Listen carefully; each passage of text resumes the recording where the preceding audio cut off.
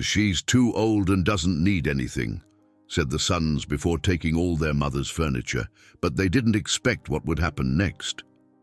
Isabella had always been a reserved, firm and quiet woman. Long-time neighbors knew her as someone who kept everything in order, even when everything around her seemed to fall apart. Life had never been easy for her.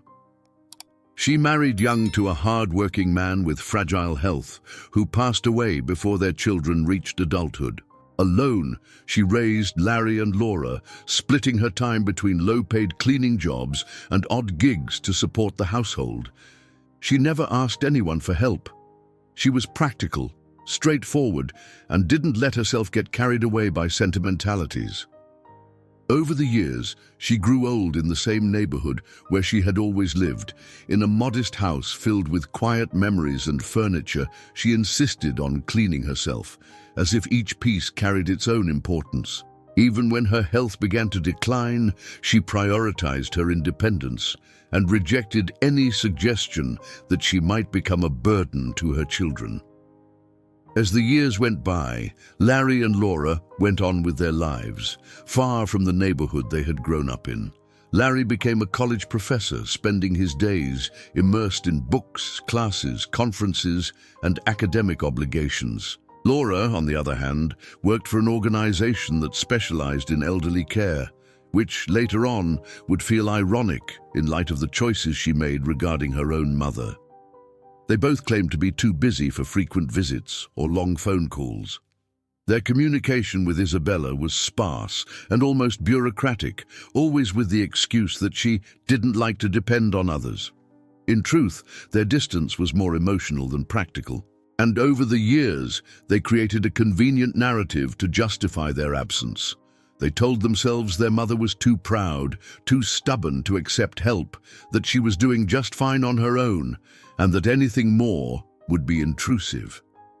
It was on a muggy late afternoon that Laura called her brother. The call started as usual, direct, with a rushed tone disguised as concern. "Larry, we need to talk about Mom," Laura said, her voice low but firm. "Is she okay? Did something happen?" Larry asked, annoyed at the interruption while grading papers. "Nothing's happened yet, but something will if we keep pretending everything's under control. You know she can't take care of the house like she used to." Larry sighed, already sensing where the conversation was headed. "She never asked for help. You know how she is." "That's the problem," Laura insisted. "She won't ask. But the house is old, the furniture is heavy, and honestly, Larry, she's getting slower, weaker." There was a pause on the other end. Larry was thinking, "You think she's at risk?" "I don't know if it's a risk. But honestly, Larry, she's too old now and doesn't need anything else," Laura said bluntly. Larry went silent for a few seconds. "Too old and doesn't need anything else?" he repeated. "Yes. She's already lived her life. She doesn't need that huge house anymore. Filled with old furniture, she insists on cleaning like it's treasure. We need to do what's best for her, even if she doesn't see it now." "What exactly are you suggesting?" "Sell the house, move her somewhere with support, a proper place with care, staff and safety." "Have you found somewhere?" "Yes, a simple place, calm, clean, well-run. Nothing fancy, but dignified." "She won't agree," said Larry. "She doesn't have to. The house is ours. It's been under our name since Dad died. She signed the documents years ago, remember? Just to make things easier. Legally, we're fine." More silence. "So that's it?" Larry asked. "We're going to take everything, change her whole life, without asking?" "Yes, because if we ask, she'll say no, and that no, Larry, will cost us later." He hesitated, then responded in a cold tone. "Then do it. Sell it. Arrange everything. I can't leave the university right now. I'm in the middle of the semester." Laura hung up with the practical conscience of someone who had convinced herself she was doing the right thing. She arrived at Isabella's house the next morning. Isabella was alone. She didn't want Larry to come. She thought it would be easier that way, a direct conversation without too many voices. She carried a thin folder under her arm, her eyes red from a sleepless night, and her heart racing, knowing she was about to break something that might never be fixed. Isabella was in the kitchen, wiping the table. The sound of the creaking gate caught her attention, and she frowned. She wasn't expecting anyone at that hour. When Laura appeared at the door with the folder, Isabella stopped what she was doing, surprised. "You're here?" Isabella said, drying her hands on a dish towel, looking at her daughter with suspicion. "Did something happen?" "No, Mom. Everything's fine. I just came to talk." "Do you have a moment?" Isabella looked at her for a few seconds before answering, her voice controlled. "If it's a serious talk, come in. But tell me right now what's going on." Laura pulled out a chair slowly, but didn't sit down yet. "Can I sit?" "You're already here, aren't you?" Laura sat down slowly. "Mom, we need to talk about you, about the house. If it's about selling anything, I'm telling you right now, I'm not interested," Isabella said flatly. "It's not exactly that. Or maybe it is, but not in the way you think." "Then spit it out, Laura." "Larry and we've talked a lot. We're thinking about your well-being. You're here alone. This house is big, filled with heavy stuff, stairs. Everything takes a toll." "I can manage," Isabella said firmly, keeping her eyes on her daughter. "But for how long? You can't deny you've been more tired, that your legs hurt, that sometimes you forget the stove is on. I know. The neighbor told me." "I never asked for help," Isabella replied. "Exactly, you never do. But we can't keep pretending that's normal. This isn't stubbornness, Mom, it's care. We want you to be safe, healthy, surrounded by people, with supervision." Isabella stayed silent, her eyes fixed on the mug on the table. "Laura, I was born and raised in this neighborhood. Everything in this house has my touch. Your father died here. I raised both of you here. And now you want to take me out like I'm an old piece of furniture. That's not what this is, Mom. You know it's not. Then what is it? Where is it you want to take me?" "It's an assisted living facility, simple, organized, with trained professionals. You'll have comfort, a routine, a chance to rest. You'll have company, people to talk to." "I talk to my plants, to the walls. That's enough for me." "It's not enough, Mom. You're getting older. You don't have the same energy. And pretending otherwise won't help. The house is deteriorating. You're wearing yourself out. We're trying to do the right thing." "Without asking me?" Laura hesitated. "The decision's already been made," she said, trying to stay composed. "So you've decided I no longer get to choose. That's it?" Isabella asked, looking straight at her daughter, eyes glassy. "We decided you need care. And the house. It's going to be sold. The furniture, too. You won't need all of it there. The money will be used to pay for the facility, to improve your quality of life. It's not my life you're trying to improve, Laura. It's your own conscience. Mom, please, don't ask me to understand cowardice dressed up as care. You were never around. You never asked how I felt, what I wanted, and now you're going to tell me what's best for me. I'm trying to do the right thing, even if it hurts. Then do it. But don't expect me to smile while you take my life away." Laura stood up, holding back tears. "The moving truck will be here in 2 hours. I'll help pack." Isabella didn't reply. She walked to the front door, opened it slowly, and stood there watching the street. The gate was ajar. The wind moved the dry leaves in the garden she had watered every morning. When the truck arrived, she was still there, motionless. She watched as the men came in, disassembled things, carried them away. Each chair, each box, each piece of her story removed with efficiency and indifference. She didn't say another word. She just watched as the gate closed behind her for the last time. In that silence, there was a scream no one heard. Laura rode with her, sitting beside her in the car, saying little. Isabella stared out the window, asking nothing. When they arrived, the automatic gate opened slowly. The building's facade was clean, painted white, but lifeless. Narrow windows, patterned curtains. Outside, a garden trimmed too neatly. Inside, long hallways, the smell of disinfectant, muffled voices behind closed doors. "This is it, Mom," Laura said, attempting a weak smile. Isabella didn't reply. She walked slowly to her room, guided by an attendant who said her name with mechanical gentleness. "This is your room, Mrs. Isabella. You'll get used to it real quick, you'll see." The room was small. A narrow bed against the wall, a wardrobe, a plastic chair by a window that didn't open fully. No photographs, no familiar sounds. The silence there wasn't peaceful. It was the silence of being forgotten. In the first few days, Isabella barely moved. She spent hours sitting, staring at the wall, unsure where to rest her eyes. The family photos, the wooden chairs, the tea kettle, all gone. The absence of those small things felt bigger than the absence of her children. Visits were rare. When Laura came, she was always in a hurry, bringing a bag of creams or new socks, speaking loudly as if Isabella were deaf.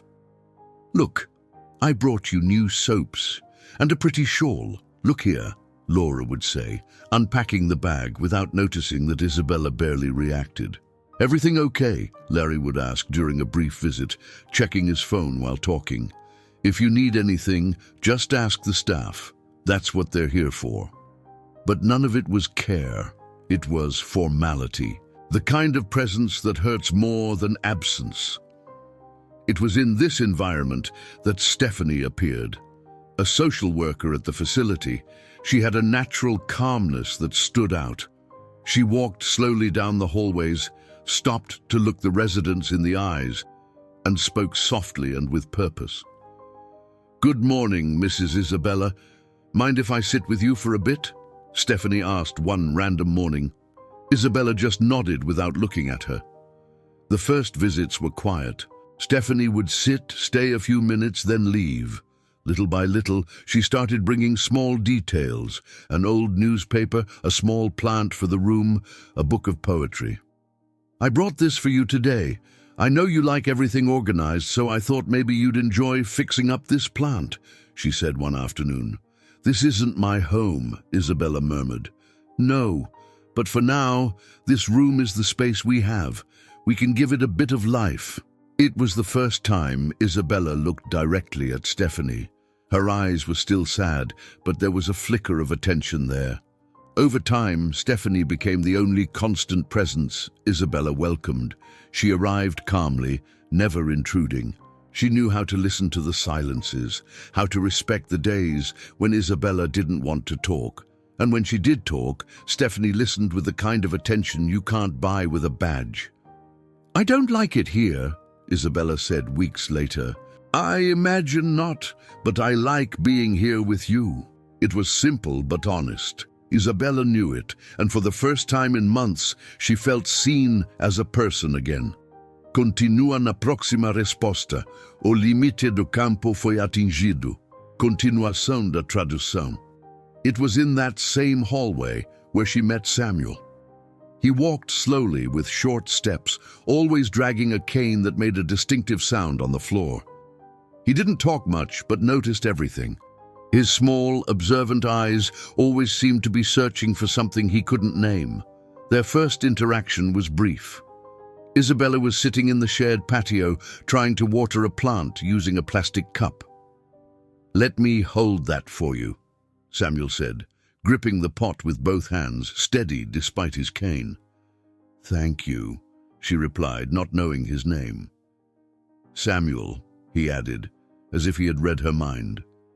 After that, they started seeing each other often. At first, they only exchanged nods. Eventually, they began sharing small tasks: watering plants, reorganizing books on the communal shelf, putting away forgotten items from the arts and crafts room. The two of them started sitting together during warm afternoons. Sometimes they talked, sometimes they didn't. But there was a lightness to their presence, a silent understanding between two tired bodies, slowly realizing they were still alive inside. With Stephanie's help, the two started tending to the community garden. Samuel, who had once been a cobbler, taught other residents how to repair shoes. Isabella returned to writing in an old notebook, her handwriting still firm, stubborn against time.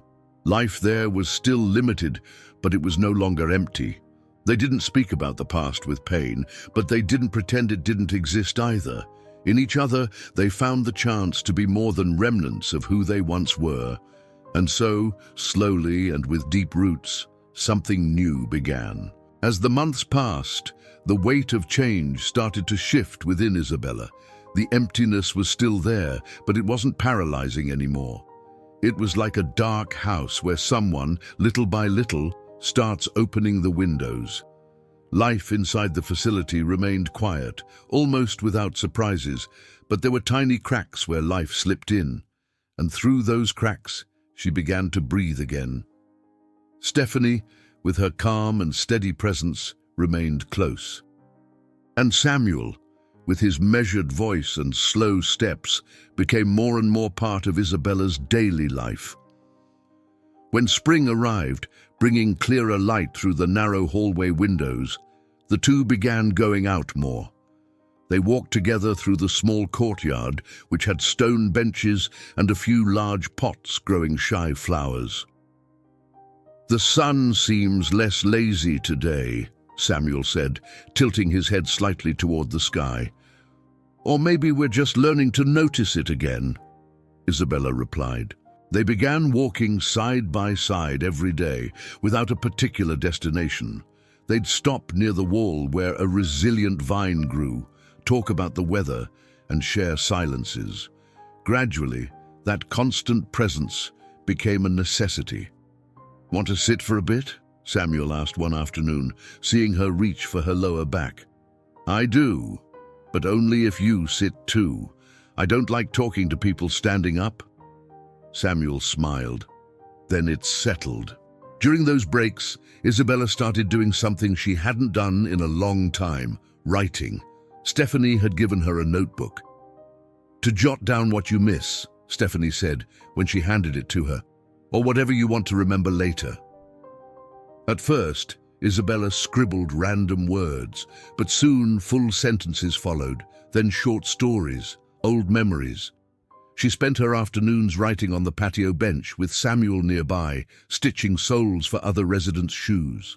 "You know you've got gentle hands," she said once, watching him work. "What do you mean?" "Hands that don't hurt what they touch." Samuel didn't respond. He just kept sewing with a quiet smile. Over time, people began to see them as a couple. They sat together in the dining hall, tended to the plants on the community patio, exchanged books from the shared shelf.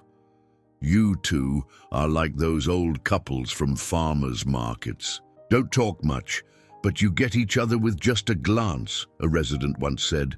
"Maybe we are," Samuel replied. Word of their relationship soon left the assisted living facility. Someone told someone else, and eventually the news reached Larry and Laura. Not through Isabella, but through an acquaintance from the NGO who had visited the facility. "Did you hear about this?" Larry asked on the phone, his voice filled with disbelief. "Yes, I heard this morning. Mom and a resident there." "Samuel, they're together," Laura said. "Together? What do you mean together? That's absurd." "I know. I was shocked too. It's embarrassing. I work with the elderly, Larry. Can you imagine what people will think? That I let my mom become a joke?" "This isn't just weird, it's a disgrace," Larry said, irritated. "She's making a fool of herself. She has no idea." "Maybe she's not even fit to make decisions anymore, Larry. We should have addressed this sooner. I think it's time we consider partial guardianship." "You think we can do that? Legally, I mean." "With the right evaluation, yes. She's emotionally fragile, living in a fantasy world since she went there. Then let's act, before she does something even more embarrassing." So they started the process. They gathered documents, requested evaluations. Laura used her connections at the NGO to fast-track medical reports to support the claim of her mother's fragility. Larry consulted lawyers. Neither of them visited Isabella during this time. They preferred to handle her as a clinical case, an administrative problem. But Isabella, who might have seemed passive to them, was no longer the same silent woman they had left there months before. Stephanie had noticed the whispers, the exchanged papers, the looks from staff who avoided commenting. She was the one who sat with Isabella on the patio and spoke plainly. "Your children are trying to file for guardianship. They're claiming you're emotionally and mentally unstable." Isabella narrowed her eyes, as if she had heard something ridiculous. "They're really doing this?" "They already are. But don't worry. You have rights, and you have a voice." With Stephanie's support, Isabella sought legal advice. During the process, she learned that the money from the house sale hadn't been used for her well-being as promised. Part of it had gone to pay off Laura's personal debts and continuing education courses. Larry had bought a new car, which, according to him, was supposed to be used to take her to doctor's appointments. That never happened. "I signed those papers years ago thinking it was just to make things easier. I trusted them," Isabella told the lawyer. "And that trust is exactly what they violated," he replied. "But you can fight back, and you should." A lawsuit for misappropriation of funds and breach of duty of care was filed. The case gained attention. The story of a lucid elderly woman being treated as incapacitated by her own children struck a chord in the community. The trial was swift and clear. The court recognized a breach of trust and abuse of informal guardianship. Laura was dismissed from her position at the NGO for serious ethical violations. Larry was suspended from the university pending a review of his conduct by an internal committee. Both faced judgmental stares in the spaces that had once respected them. Friends pulled away. Colleagues avoided them. When they tried to contact Isabella, they did so through cold letters drafted by attorneys. She read everyone. She didn't tear them up. She simply didn't reply. "Are you going to respond?" Samuel asked when he saw her rereading one of the letters. "No," Isabella said, "not out of revenge. There's just nothing left to say." Months later, with a portion of the house money recovered and support from a housing fund, Isabella rented a small house with 2 bedrooms near a senior community center. She took Samuel with her. "Want to come with me?" she asked as she packed her suitcase. "If you'll share the porch, I'll tend the garden," he replied, smiling. The house was modest, with wide windows that let in the morning sun. In the backyard, they planted a vegetable garden. They adopted 2 cats from the local shelter. They bought new furniture, all chosen by her. For the first time, everything there was her decision. Over time, Isabella began leading writing and memory workshops for other seniors. She hosted small gatherings where she spoke without bitterness about aging with dignity. "Each line you write is a life refusing to be forgotten," she'd say during class. Samuel, with his old tools, began teaching young people about manual repair work. He didn't speak much, but his students listened closely. "We don't just fix the leather, we learn to wait for the right time," he'd say. They became beloved figures in the neighborhood, invited to events, featured in local articles, honored in small documentaries. They didn't seek out their children, and their children didn't seek them out either. Larry grew old in isolation, stuck in a repetitive and lonely routine. His once promising career faded amid lawsuits and investigations. He lived in a small apartment, surrounded by books that no longer served as armor. Laura, in turn, began caring for a distant aunt. She never returned to working directly with the elderly. She avoided speaking about her mother. She carried everything in silence. Years later, Isabella was honored for her work in community projects. Larry and Laura were invited. They didn't attend. They watched the segment on television in silence. And for the first time, they saw their mother not as a fragile figure, but as a woman who had survived them. Samuel passed first, during a mild winter. The bed was empty, but the garden remained green. Isabella kept writing. She began signing her texts as widow, mother, lover, and survivor.